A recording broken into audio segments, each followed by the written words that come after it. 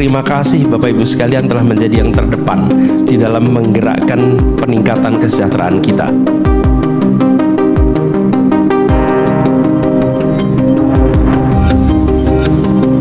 Pertama saya ingin sampaikan terima kasih atas kesempatan untuk bertukar pikiran di Kadin ini.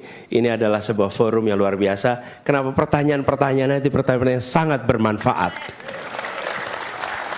Nah, kemudian yang kedua, seperti saya sampaikan di awal, terima kasih Bapak Ibu sekalian telah menjadi yang terdepan di dalam menggerakkan peningkatan kesejahteraan kita lewat kegiatan perekonomian yang Bapak Ibu pimpin. Nah, kami melihat ke depan, pemilu dan pilpres ini akan sangat menentukan arah kebijakan Indonesia di masa yang akan datang.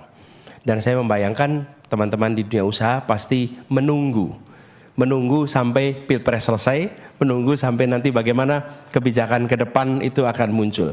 Nah, kami ingin menyampaikan kepada semua bahwa arah yang kami akan lakukan seperti tadi disampaikan, kami menginginkan agar perekonomian kita itu disusun dengan memberikan ruang bagi pelaku swasta untuk tumbuh lebih besar dan negara memfasilitasi itu. Swasta lebih besar. Negara mengambil peran di dalam membuat regulasi yang memungkinkan terjadinya free and fair market. Bukan hanya bebas, tapi setara dan adil. Sehingga ada satu sistem yang memungkinkan itu berjalan. Lalu kita ingin memastikan ada kepastian hukum, sehingga kegiatan usaha di Indonesia adalah kegiatan usaha yang terlindungi oleh seluruh peraturan yang ada di negeri ini. Dengan begitu juga akan mengajak kepada dunia internasional melihat Indonesia sebagai sebuah tempat usaha yang bersahabat kepada dunia usaha. Lalu yang tidak kalah penting Bapak sekalian, kami menginginkan agar pembangunan tidak hanya terjadi di tempat-tempat yang hari ini sudah menjadi sentra perekonomian. Tadi Kadin menyebutkan 27 kota metropolitan, kami menyebutkan 40 kota. Dan kami membutuhkan pelaku usaha swasta, teman-teman Kadin, untuk membangun lebih dari 40 kota itu. Dengan aturan zonasi yang memberikan kepastian hukum. Dengan pembangunan infrastruktur dasar yang membuat investasi swasta itu bisa langsung berkembang. Di mana di 40 kota lebih.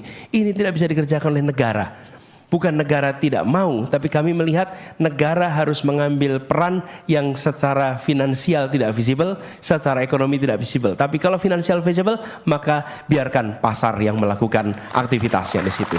Nah, dengan cara seperti itu, kami berat ada pemerataan dan kami ingin mendorong sektor-sektor yang menyerap tenaga kerja yang banyak.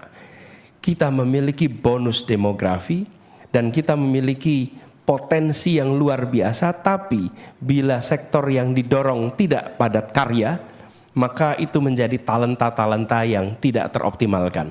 Jadi kami akan mendorong di sektor itu dan harapannya lagi-lagi kita berharap teman-teman yang menjadi garda terdepan melakukan itu semua. Lalu yang terakhir Bapak sekalian, pendekatan yang akan dilakukan untuk menyusun kebijakan adalah pendekatan kolaborasi. Ya, negara pegang kewenangan. Tapi seperti saya katakan di awal, pengetahuan ada pada pelaku, pengalaman ada pada pelaku. Negara harus ditunjukkan mana yang harus dikoreksi, mana yang harus dipertahankan, mana yang harus dihentikan, mana hal baru yang harus dikerjakan. Dengan cara seperti itu maka kebijakan-kebijakan yang disusun adalah kebijakan-kebijakan yang bisa membuat perekonomian kita tumbuh lebih baik, lebih merata dan lebih berkualitas secara ekologi. Itu harapan yang kita ingin lakukan sama-sama. Jadi pendekatan kolaborasi ini yang kita harapkan terjadi. Lalu kami tentu ingin agar pendekatan kolaborasi ini lewat apa? Salah satunya yang paling utama adalah Kamar Dagang dan Industri Indonesia, Kadin. Jadi buat teman-teman para pimpinan Kadin daerah dengan kita ingin membangun seluruh Indonesia, we need your help, we need your partnership. Kami membutuhkan bantuan, kami membutuhkan kemitraan dari pelaku-pelaku usaha itu. Jakarta adalah masa kini dan masa depan. Tetap akan ada. Tetapi wilayah daerah lain, daerah seluruh Indonesia itu adalah the real future of Indonesia. Ya. Terima kasih Pak Anies. Kita kasih aplaus sekali lagi buat Pak Anies. Terima kasih Pak Anies atas waktunya yang sudah jauh-jauh datang khusus ke Jakarta hari ini. Semoga ini bermanfaat buat kita semua, dan kalau Pak Anies jadi presiden, semoga apa yang disampaikan tadi bisa terwujud. Sekali lagi terima kasih. Saya kembalikan kepada Tisa. Baik, terima kasih kepada Ibu Afiliani.